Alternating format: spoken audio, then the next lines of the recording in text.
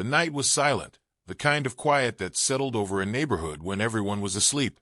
The air was still, the only movement coming from the soft rustling of trees under the pale glow of the streetlights. Inside the Miller family home, everything was peaceful.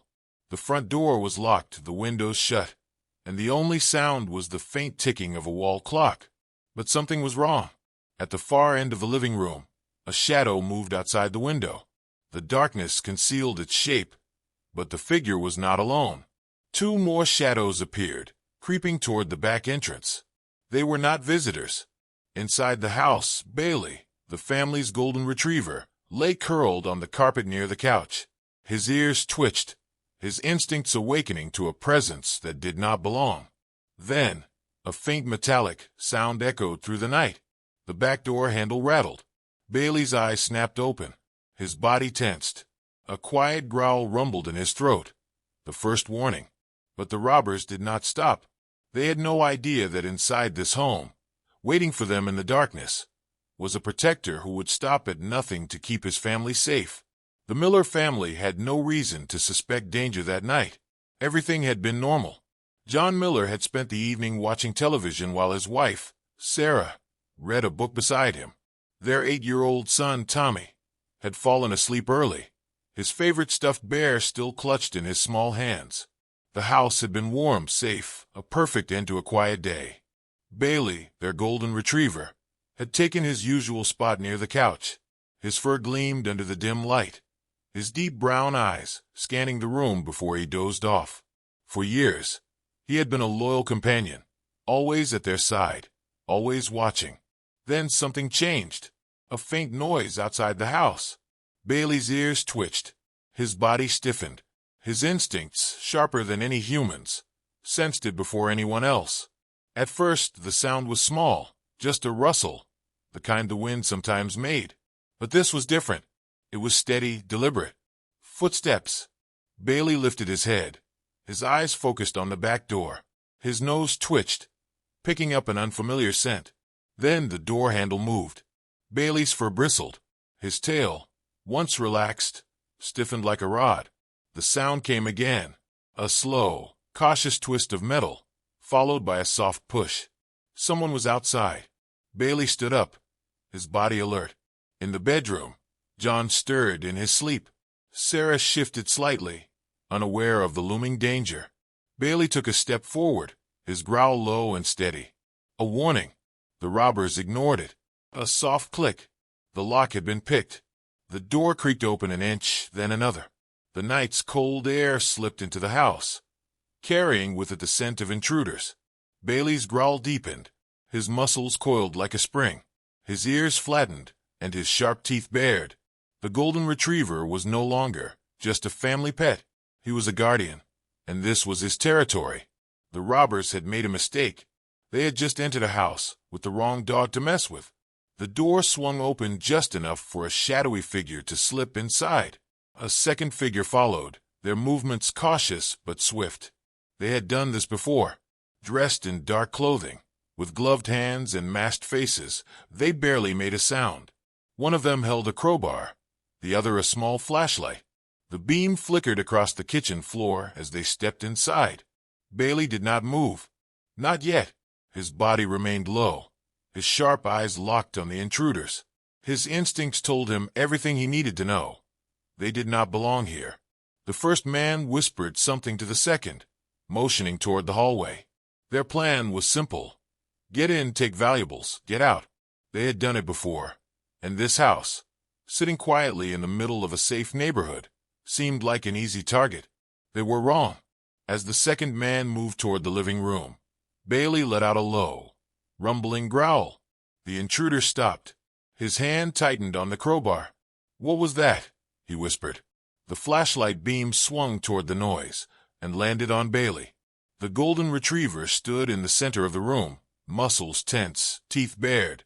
His brown eyes gleamed in the dim light, not with fear, but with something far more dangerous. Warning. The first intruder chuckled, barely a whisper. "It is just a dog." Bailey took a step forward. His growl deepened, a slow, deliberate sound that sent a chill down the intruder's spines. The second man frowned. That is not just a dog. That is a guard. Bailey's tail was stiff, his body a wall of controlled power. He was waiting, giving them a chance to leave. But they did not. The first intruder, the one with the crowbar, muttered, "Let us just move fast. It is not like it is a police dog." He took another step forward. Bailey launched, a blur of gold and muscle. He sprang toward the man with terrifying speed. His teeth clamped onto the intruder's wrist, yanking him backward before he could react. The crowbar clattered to the floor. The man screamed, stumbling as Bailey's powerful jaws held tight. He tried to shake him off, but Bailey dug in deeper, growling fiercely. The second intruder froze. His flashlight beam shook. This was not what they had expected, and the worst was yet to come, because now the house was waking up. John stirred in bed. Sarah's eyes fluttered open, and then a scream from the living room. The battle had begun. The scream shattered the silence of the house. John bolted upright, his heart hammering. Sarah gasped beside him, eyes wide with panic. Down the hall, Tommy stirred, his small voice breaking the tension. "Mom, Dad." John threw off the blankets and rushed toward the door, his instincts already screaming that something was very, very wrong. Downstairs, the real battle had begun. Bailey refused to let go. His powerful jaws clamped onto the first intruder's wrist, teeth pressing deeper as the man thrashed, his free hand grabbing at anything for balance. He stumbled, knocking over a chair, but Bailey did not loosen his grip. The second intruder snapped out of his frozen state. "Let him go, stupid dog," he hissed, lifting his flashlight and swinging it hard. The heavy metal struck Bailey's side with a dull thud. A yelp of pain burst from him, but he did not let go. Instead, he doubled down. A deep, primal snarl tore from his throat as he jerked his head to the side, dragging the intruder down onto the floor. The man hit the ground hard, gasping as pain shot through his arm. Bailey finally let go, but only so he could lunge again. The second man panicked. He grabbed the first thing he could, a heavy glass vase from the shelf, and hurled it. Smash! The vase shattered inches away from Bailey, glass splintering across the hardwood floor. The distraction was enough for the first intruder to scramble back, clutching his bleeding wrist. "Forget it. This is not worth it." But it was already too late. John appeared at the top of the stairs, his eyes locked onto the scene below. Bailey, fur bristling, muscles tensed, blood dripping from his mouth that was not his own. A stranger clutching his injured wrist, face twisted in pain. Another man standing over them, a flashlight gripped tightly, ready to strike. John did not hesitate. "Get out of my house," he bellowed, racing down the stairs. The second intruder's face paled. "Go, now." The man with the bleeding wrist did not need to be told twice. They ran. Bailey chased them to the door, snapping at their heels as they stumbled outside. One of them tripped on the porch, falling hard onto the pavement, before scrambling to his feet. The robbers disappeared into the night, their panicked footsteps fading into the darkness. Bailey stopped at the threshold, standing tall, chest heaving. His tail stood high, a warrior in the glow of the streetlight. John rushed forward, kneeling beside him. "Good boy," he breathed, his hands moving over Bailey's body, checking for injuries. Sarah reached the stairs, clutching Tommy in her arms. Her face was pale with shock. "John, is he?" Bailey turned his head toward them, panting, but standing strong. The house was safe. The family was safe, and it was because of him. The house had fallen silent again, but this time, it was a different kind of silence, the kind that comes after a storm. John's hands were still shaking as he knelt beside Bailey, checking him over. His heart pounded against his ribs, the adrenaline still coursing through his veins. Bailey's golden fur was ruffled and matted with sweat. His chest rose and fell rapidly, his tongue hanging out as he panted hard. The place where the intruder had hit him with the flashlight was already bruising. Sarah rushed down the stairs, still clutching Tommy. Her voice was tight with fear. "Is he hurt?" John ran his hands over Bailey's ribs, feeling for anything broken. "He took a hit, but I think he's okay." Bailey wagged his tail weakly, pressing his head against John's hand, as if saying, "I am still here." Sarah exhaled sharply, sinking onto the couch. Tommy slid down from her arms and ran straight to Bailey, wrapping his small arms around his furry protector. "You saved us," Tommy whispered into his fur. Bailey licked the boy's cheek, his tail thumping once against the floor. John stood up, his eyes dark. "I am calling the police." Sarah nodded, her hand still trembling. "They could have." She stopped herself, unable to finish the sentence. "They could have taken everything. Or worse." John grabbed his phone and dialed, pacing as he spoke to the dispatcher. Within minutes, the distant sound of sirens echoed through the quiet neighborhood. Outside, red and blue lights flashed as 2 patrol cars pulled up. Officers stepped out, surveying the broken window, the shattered vase, and the small pool of blood on the floor. The blood that did not belong to anyone in the Miller family. One of the officers, a tall man with sharp eyes, listened carefully as John explained everything. Another officer took notes while Sarah held Tommy close. Then, the officer turned his gaze toward Bailey. "This is the dog that took them down." John nodded, glancing at his golden-furred protector. He never hesitated. The officer let out a low whistle. "That is one hell of a guard dog. He probably saved your lives tonight." Sarah wiped at her eyes, nodding. "He did."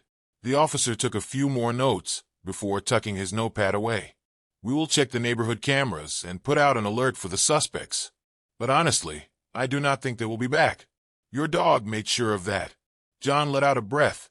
He did not realize he was holding. "Good."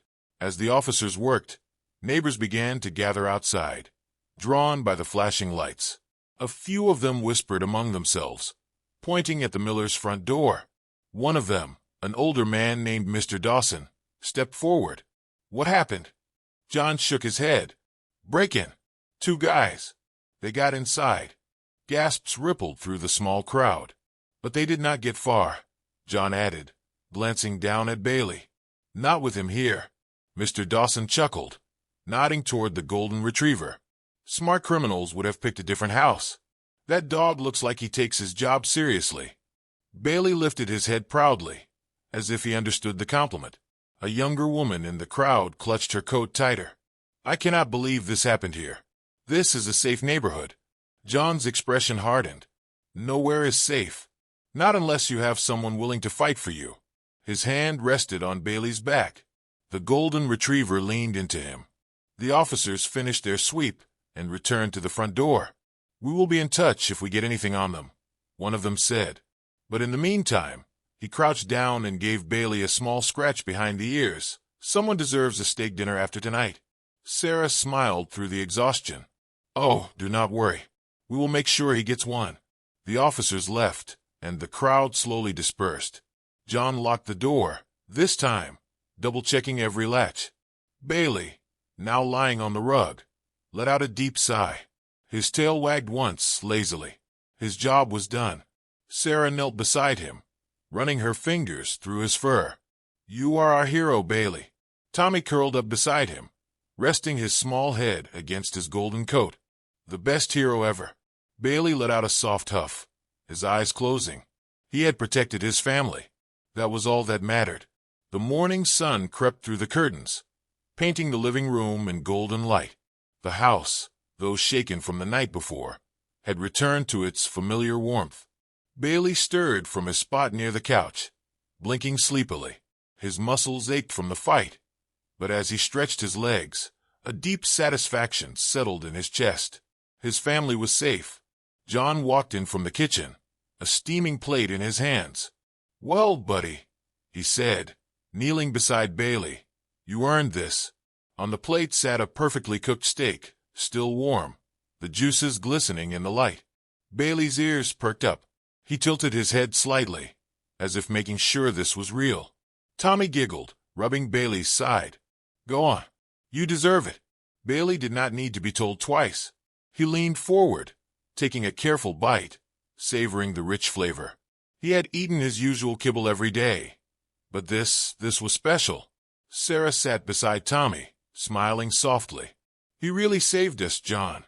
John nodded, watching Bailey devour his well-earned reward. We will never forget what he did. A knock at the door made them all turn. John walked over cautiously and peered through the peephole. Outside stood Officer Grant, the same officer who had responded to the break-in. John opened the door. "Morning, officer." Grant stepped inside, holding something in his hands. It was a certificate. At the top, bold letters read, "Certificate of Bravery, awarded to Bailey, the guardian of the Miller family." John blinked. "What is this?" Grant smiled. "A little recognition from the department. Your dog showed more courage than half the criminals we deal with. Thought he deserved something to remember it by." John took the certificate, a slow grin forming on his face.